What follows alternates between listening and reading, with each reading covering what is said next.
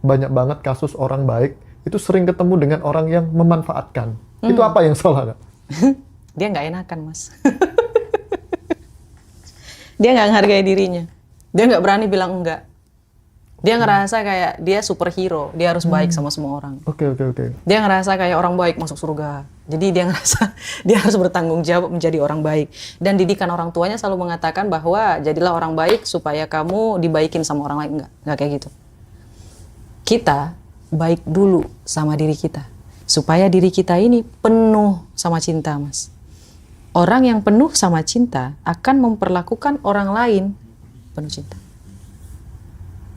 Kalau misalnya nih Mas, saya nggak penuh cinta. Saya nggak akan bisa memperlakukan orang lain dengan penuh cinta. Kenapa? Saya nggak tahu apa itu cinta. Ada orang loh Mas, dia pengen mencintai orang lain. Dia ngerasa dia udah mencintai orang lain. Tapi dia tumbuh di keluarga yang broken home. Dia nggak paham bahasa cinta. Dia nggak paham gimana perhatian, gimana mengungkapkan cinta. Dia nggak tahu. Ada orang yang bahasa cintanya itu sekedar mencintai, that's it. Ada orang yang dia perhatian, terus dia ngasih kado, terus ketemu sama orang yang dia mencintai tapi dia acuh tak acuh. Bukan dia nggak mencintai, tapi memang bahasa cintanya berbeda. Jadi kayak tadi ya Mas ya, balik lagi tadi ke pertanyaan awal, dia nggak bisa, dia nggak tahu sesuatu hal yang dia nggak, gimana bilangnya ya? Jadi saya bingung. Intinya kayak gini, seseorang itu nggak akan bisa mengeluarkan sesuatu dari apa yang dia nggak pernah tahu, itu ada. Oke. Never ya? Nggak bisa. Jadi harus dirasain dulu, makanya pura-pura dulu. Berarti meskipun yang memanfaatkan kita di circle keluarga pun kita harus berani ngomong tidak. Iya, meskipun kita takut gitu loh Mas. Meskipun kita takut, kita harus berani. Kita harus berani. Bodoh amat mau dimusuhin, mau dijauhin. Karena energi kita kan, manusia itu Mas, silih berganti karena permainan energi kita. Kalau kita naik ke atas, orangnya akan berganti. Kalau orang yang di samping kita ini mau ikut tumbuh bersama kita, mereka akan ngikut sama kita. Tapi kalau enggak, kita naik, orangnya berganti. Kita naik, orangnya berganti. Jadi manusia itu silih datang berganti tuh karena permainan energi kita. Jadi jangan takut kalau kita nolak sesuatu dari orang lain. Misalnya nggak mau nih minjamin duit gitu, pinjam 100 gitu ya kan. Tolak dengan sopan kayak gitu loh Mas. Berarti kita perlu tetap lembut ya? Tetap dong, harus sopan dong, kan penuh cinta. Iya dong. Tapi ada waktu nggak atau momen tertentu yang mengharuskan kita perlu tegas tanpa rasa bersalah? Harus dong. Kenapa kita harus merasa bersalah? Bukankah kita punya hak untuk menolak? Kalau misalnya seseorang tersebut sakit hati dengan omongan kita yang menolak untuk membantu dia, itu masalah dia, bukan masalah kita. Dia yang bermasalah, dia tersinggung sama omongan kita ketika kita menyampaikan dengan cara yang sopan gitu loh Mas. Oke. Kasih dia waktu, biarkan dia tersinggung dulu. Kasih dia waktu untuk marah sama kita. Ketika dia sudah baik, kalau dia memang orang baik Mas, dia akan datang sama kamu lagi. Nyapa kamu lagi. Jadi nggak ada yang perlu dikhawatirin ya? Nggak ada. Kalau dia orang beneran baik, kalau dia bukan orang baik dan memang bukan bagus untuk kita, dia nggak akan nyapa kita, dia akan ngeblokir kita, dia akan ninggalin kita. Oke. Dan tersingkirkan. Akhirnya kita naik level, ketemu lagi sama yang selevel sama kita, kayak gitu. Jadi gini loh Mas, kalau dari saya, ya Mas ya, kalau dari saya, selama yang saya lakukan ini, ketika saya membayangkan dan merasakan sesuatu, saya lebih sering dalam keadaan ketika saya sedih. Ketika saya beneran sedih Mas, ya, saya selalu bilang, it's okay, ini hanya fase. Saya pasti ngebayangin saya berhasil, saya sukses. Ingat aja ini. Jadi perasaan saya balik lagi ke awal. Jadi frekuensinya itu flat, kayak gitu. Ada orang kalau sedih udah nggak mau lagi ngapa-ngapain. Padahal kalau lagi sedih, bayangin yang enak-enak, bayangin yang bahagia, kayak gitu. Mas gitu kan? Jadi ketika saya lagi sedih, saya ngebayangin saya masuk ke dalam restoran. By the way, saya suka makan soalnya. Jadi saya ngebayangin saya makan enak, saya ngebayangin saya pergi ke mana jalan-jalan, dengerin lagu bahagia kayak gitu. Bahkan saya berhenti mendengarkan lagu sedih selama 1 tahun. 1 tahun ini saya nggak pernah lagi dengerin lagu sedih. Alhamdulillah. Saya sudah bertahun-tahun Belum ninggalin pernah lagi. lagu-lagu cekeng itu saya tinggalin. Nggak mau lagi. Bener kata Mas Hendra tadi, karena itu nanti ketangkap sama frekuensi kita dan bisa Iya. menjadi real gitu loh di Iya, dalam betul. kehidupan. Heeh. Setuju. Karena Mas, jujur ya, mempertahankan energi susah luar biasa. Ketika kita dilanda musibah, kayak kata Mas ya, gimana caranya agar kita masih tetap dalam theta frekuensi? Ya gitu, diingat lagi, nanti tenang lagi, rasain lagi, beraktivitas lagi, sedih lagi, ingat lagi, biar naik lagi, kayak gitu. Kalau saya kayak gitu ya Mas ya. Dan kalau menurut saya ini akan ampuh. Tapi kalau ada orang yang super ambisius, yang nggak, kalau bisa dibilang orang yang PD-nya mampus, saya malah iri. Karena dia nggak akan ngerasain sedih gitu loh Mas. Tapi pada saat sedih atau misalnya kita lagi disakiti sama orang lain, sebut aja lah misalnya ya, kita ini udah berkorban habis-habisan untuk cowok gitu, tapi diselingkuhin, sedih kan? Sedih. Ya Allah, terima kasih, ini tanda aku sebentar lagi akan dapat cowok yang lebih tampan dan Betul. lebih mapan. Betul. Karena sedih, bahagia itu emosi yang intensif kan. Disitulah kemudian apa tuh namanya, ras itu ketembus gitu, Betul. ya kan? Nah misalnya teman-teman ada yang cocok lewat repetisi gitu, iya ya it's okay gitu ya, it's okay. Syukur-syukur semuanya dilakukan gitu ya. Yang penting caranya yaitu yang UM3B tadi. Dan melalui 5 kunci. Ulang lagi dong, UM3B sama 5 kuncinya. Ucapan. Ucapan, Kedua, menulis. menulis, Ketiga, membayangkan. Keempat, merasakan. Kelima, usaha intuisi. usaha intuisi. Jangan khawatir gimana caranya. Ya, Ngikut jangan ya? khawatir. Ngikut, cara itu akan ngikut. Ngikut Mas. Ngikut. Mereka tuh akan datang. Mereka itu akan berbisik kayak sang pencipta itu kayak ngasih nah gitu. Petunjuk itu akan datang. Tiba-tiba ada pilihan, tiba-tiba ada tawaran, tiba-tiba teman datang ke kita, tiba-tiba ini orang nggak dikenal kayak ini mentor saya nih. Saya lagi live. Yang nonton live saya istrinya. Ketika dia lagi tidur ngedengerin tentang law of attraction, dia langsung coba lihat. Dia ngeliat saya, terus dia ngajak ketemu. Oke. Itu saya bisa tahu nggak Mas? Enggak. Sama sekali. Dan tiba-tiba jadi mentor saya yang ngajarin semuanya. Roma kamu harus kayak gini, Roma kamu kayak gini, Roma kayak gini, kayak gini, kayak gini, kayak gini.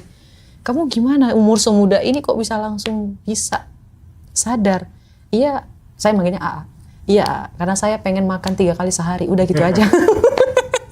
Tapi Kak Roma, seberapa besar peran tabungan energi untuk kemudian mempermudah manifestasi-manifestasi? Contoh, kan salah satu yang bikin orang seret atau nggak bisa maju, stagnan terus itu sebenarnya kalau boleh jujur, mereka pelit. Bukan hanya pelit terhadap diri sendiri, tapi juga pelit kepada orang lain gitu. Yes. Tapi aku banyak melihat teman-teman yang berhasil naik level secara kemakmuran tuh mereka udah nggak takut lagi sama yang namanya uang. Mereka ngeluarin uang tuh dengan sangat bahagia gitu ya. Even itu dikasih ke LC lah, atau kemudian dikasih ke siapapun lah, ada soal tuh urusan preferensi orang sendiri-sendiri. beda-beda. Gitu. Bagaimana menurut Kak Roma? Aku setuju.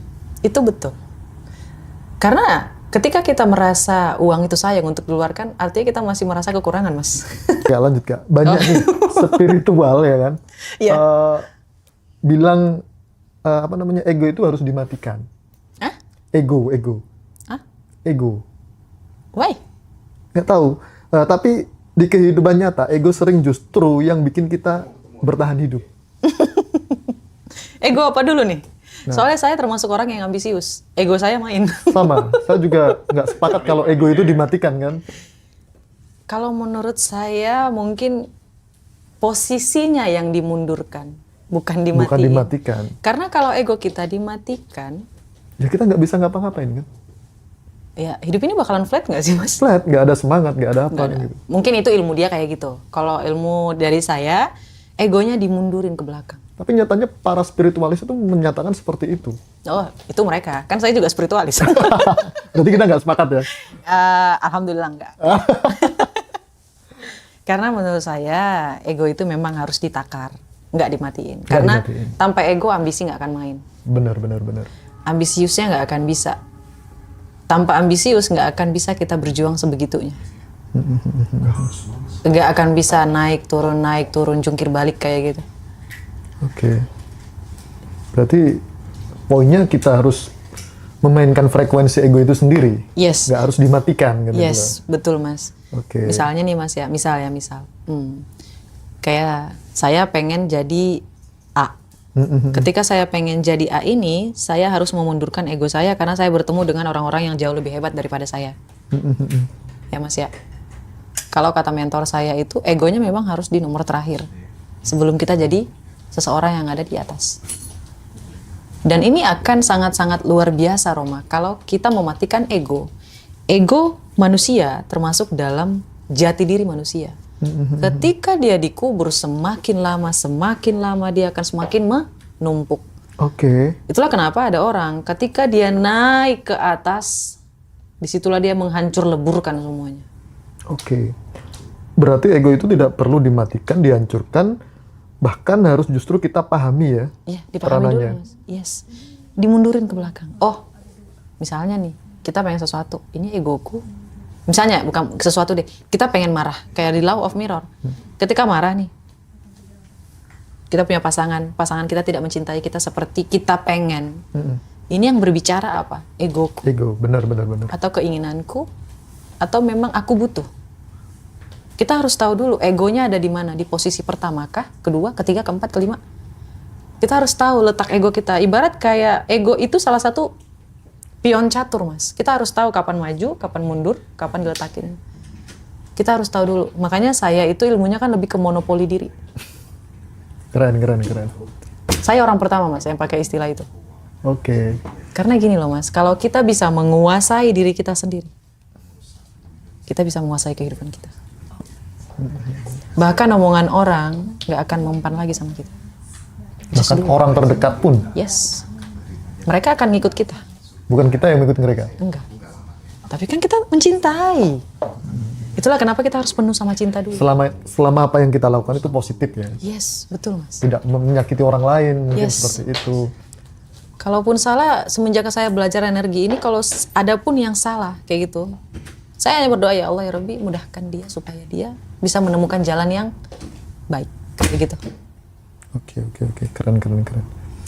Amin. Alhamdulillah. Semuanya karena Allah. Lantas apa yang terjadi Kak kalau itu? ego dimatikan paksa atau bukan disadari? Kira-kira apa yang akan terjadi ketika ego itu kita matikan? Sebenarnya nggak ada yang salah sama ilmu ini ya Mas ya. Kalau menurut saya ya. Karena kan setiap manusia itu punya caranya masing-masing. Tapi ketika ego kita dimatikan, lantas kita mau jalan kemana nih? Kita mau memperbaiki diri tapi kita nggak ngerti ego kita sendiri. Ego itu kan juga bagian dari dalam diri kita. Gimana kita mau memonopoli diri kita, menguasai diri kita, kalau kita tidak mengerti salah satu bagian dari diri kita? Iya. Mengerti dulu ego kita ini terjadi karena apa? Benar.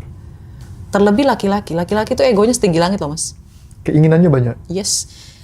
Apalagi kalau ada orang yang patriarki misalnya gitu. Egonya kan di atas kepalanya. Kita harus lihat dulu ini kenapa bisa sampai ke kepala. Oh ternyata di rumah dia kayak gini. Oh ternyata di lingkungan dia kayak gini. Oh ternyata dia berteman dengan orang yang seperti ini. Dari ego kita bisa mengerti skrip yang kita nggak pernah lihat. Gitu loh Mas. Kalau tiba-tiba egonya dimatiin,